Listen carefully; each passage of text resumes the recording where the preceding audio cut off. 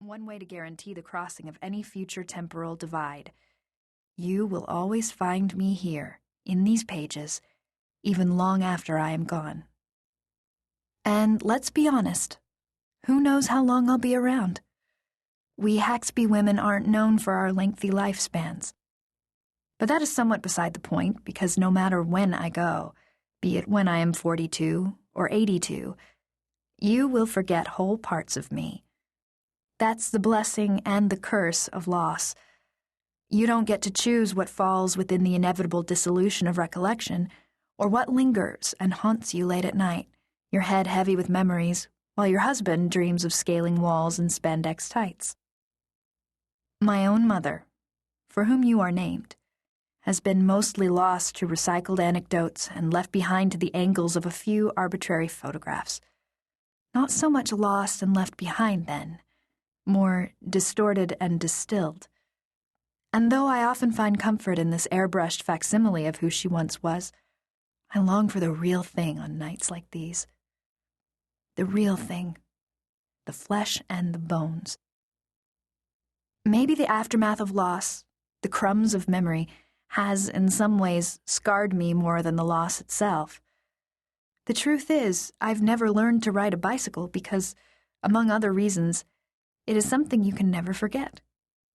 This is who I am, someone who simultaneously longs for and fears the commitment of remembering.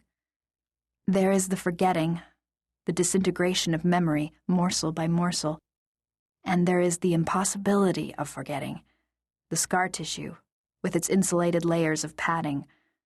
Both haunt me in their own way.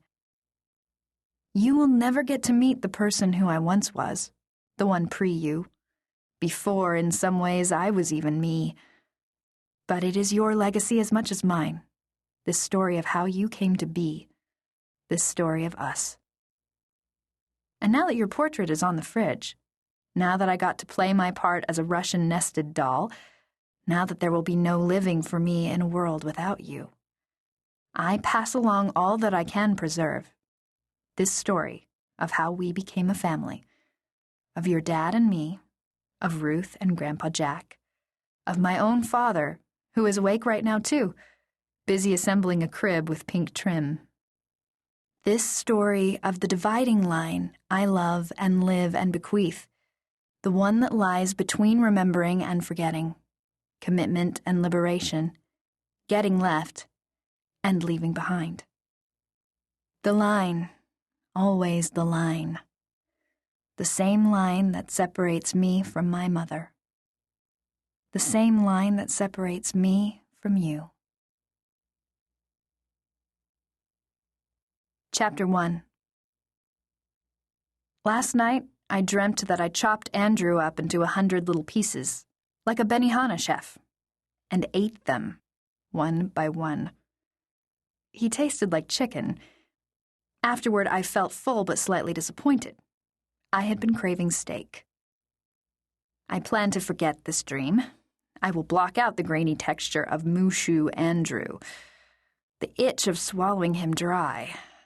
I will erase it completely, without lingering echoes or annoying déjà vu, despite the possibility that my dream led me inexorably to this moment. Because I already know that, unlike the dream, this dead end, this one is going to stick. I am living an inevitable memory.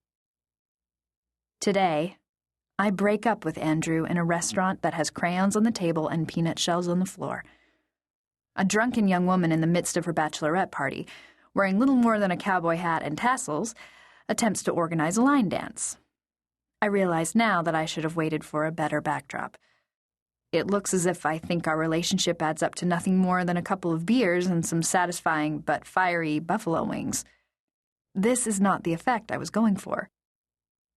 I had imagined that disentangling would be straightforward and civilized, maybe even a tiny bit romantic. The fantasy breakup in my head played out in pantomime. No explanations, only rueful smiles, a kiss goodbye on the cheek, a farewell wave thrown over a shoulder. The sting of nostalgia and the high of release, a combustible package, maybe, but one we would both understand.